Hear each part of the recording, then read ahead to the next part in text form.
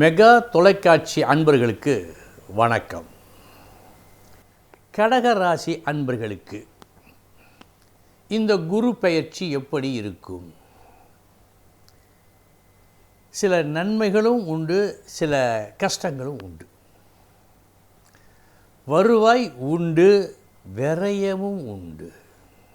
இந்த விரயம் சற்று எதிர்பாரா விரயமாக இருப்பதற்கு வாய்ப்பு உண்டு.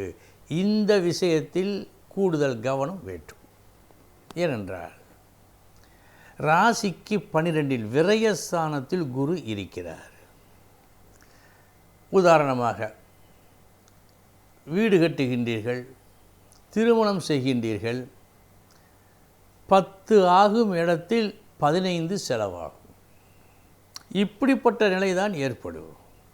எனவே இந்த விரயத்தை சரிகட்ட நீங்கள் முயற்சிக்க வேண்டும். அத்துடன் பார்வையின் மூலமாக நீங்கள் அடையும் பலன்கள் என்னென்ன? மிக நல்ல விஷயம் ஒன்று நடக்கும்.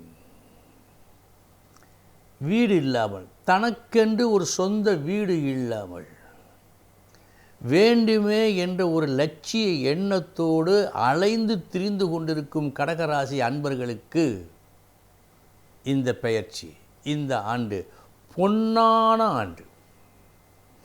நிச்சயம் கட்டுவீர்கள். குறைந்தபட்சம் ஒரு நிலமாவது வாங்குவீர்கள். உங்களுக்கென்று ஒரு சொத்து உருவாகும் ஆண்டு இந்த ஆண்டு. அத்துடன் இன்னொரு நல்ல விஷயம் நடக்கின்றது. பகை மறைகிறது. ஆண்டாண்டு காலமாக தொடர்ந்து நீடித்து வந்து கொண்டிருந்த ஒரு பெரும் பகை இந்த ஆண்டு நல்லதொரு முடிவுக்கு வரும். அநேகமாக பகை நட்பாக மாறும். இது நடக்கும். அடுத்து ஒரு விஷயம் இருக்கிறது.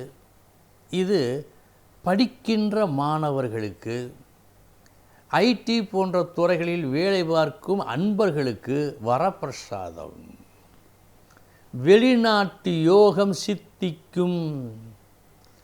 இந்த விரயம் என்பது பண விஷயத்தை மட்டுமல்ல, வெளிநாட்டு விஷயத்திற்கும் இந்த இடம்தான்.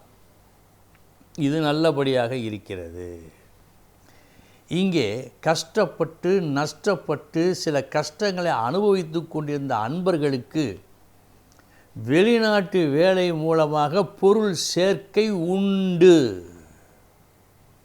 ஆக கடகராசி அன்பர்களுக்கு இந்த ஆண்டு சிறப்பான ஆண்டு.